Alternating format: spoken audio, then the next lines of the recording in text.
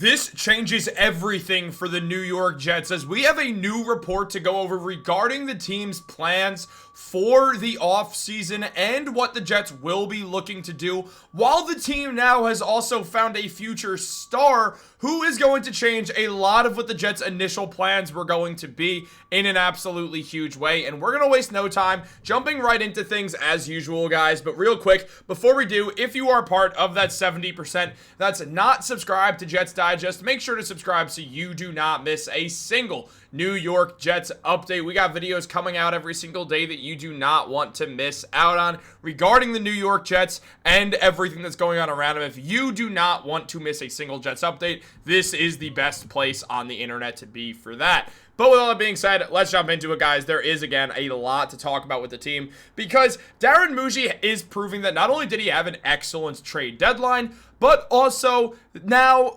with everything going on, the trading of Sauce Gardner, the acquisitions that the Jets got that actually have helped already, and also just the way this team looks, there's been a lot of questions surrounding what exactly is next when we look at this offseason. What are the Jets going to be doing? What is the team going to be doing? How are they going to be looking at certain things? How are they going to try to start building a winner and a winning team around these guys that are star players, around the Garrett Wilsons of the team, who, you know, clearly the Jets do have something right here, specifically in regard to the wide receiver position. And it's interesting to go over that because recently Connor Hughes was asked about the wide receiver position and did say, in my opinion, when it seems very clear that the Jets are going to be drafting their quarterback of the future, their presumed franchise passer, I prefer the idea of going out there and getting a savvy veteran to pair with Garrett Wilson to kind of complete this receiving group.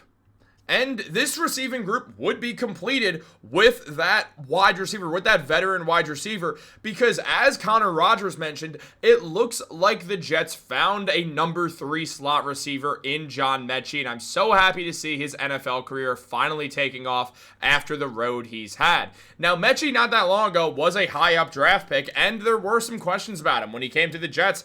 It felt like a good deal for the Jets. I said at the time it was a robbery. Michael Carter was dealing with some back problems that did cause him to slow down a lot and go from being the NFL's best slot corner to being an ineffective, inefficient slot corner, getting paid more money than he should have been at that point, just because, again, it made sense at the time, but then the injury threw everything off. But the Jets also got back John Metchie in that deal. Metchie didn't get a ton of playing time with the Eagles at all, and it felt like his career was on a downward turn. However, John Metchie had 6 receptions, 65 yards, and a touchdown in the most recent Jets game, showing that he absolutely can be their slot guy moving forwards, and that he is very talented at that position, that he is going to be able to do what John Metchie has shown with the Jets in limited reps already, that he's going to be good at. And I mean, we saw this. We saw some potential show up back when he was in Houston. And Metchie, he only has appeared he's appeared in 10 games this year, but he only has 14 receptions as he's not getting a ton of reps.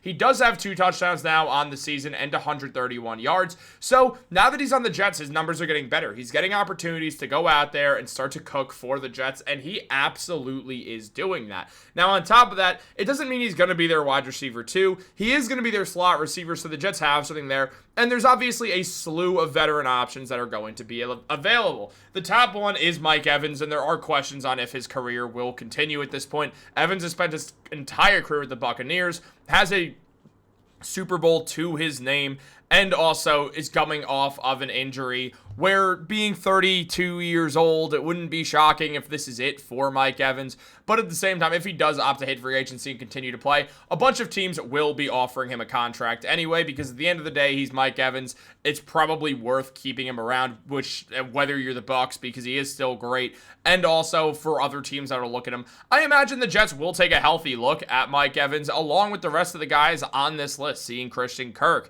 Deebo Samuel, Jacoby Myers. There's guys out here who do make sense for this team to be a savvy veteran who is an above average talent for this team and will be able to give some serious help. Someone who the Jets don't have to draft and then have a very young wide receiver core, the most experienced and oldest guy being Garrett Wilson. Instead, we're then looking at a team that does have a veteran out there. And I do expect it would be one of those higher up level veterans that we would see the Jets really try to go after. I think Marquise Brown also makes some sense as well, as does Jawan Jennings. Both of them will probably get some looks by the Jets as well. But it's not like there's a ton of veteran receivers, but there are a good amount. And one that honestly does make a lot of sense to me because we've seen him help turn around a team before is Deebo Samuel. Samuel left the 49ers and went off to the Washington Commanders, and his numbers have went down. He's no longer that number one receiver, but he does have 5 touchdowns on the year and still 470 receiving yards. Samuel also can run the ball. He has spent some time rushing, especially with the 49ers, and we know Aaron Glenn's affinity for guys who could run, for having a lot of run plays being drawn up and ran for his team, and because of that, Deebo Samuel does feel like he makes a lot of sense on a Jets roster. I mean, again, he's got a rushing touchdown this year. He's taken 11 rush attempts for 52 yards. We still see him do it with the Commanders, just a little bit less so because he's not that incredible utility guy that he was with the Niners. His role has changed. It's gotten smaller. The Jets will be able to offer Deebo a bigger role while also paying him probably some good money so he could really help the Jets get things going, so he could be this young guy who helps try to turn this other team around, with the Jets really looking at him as a guy like, all right, we need a veteran in this room who's just going to be good to be around, who's got, I mean, the man's a winner. He's a full-blown winner.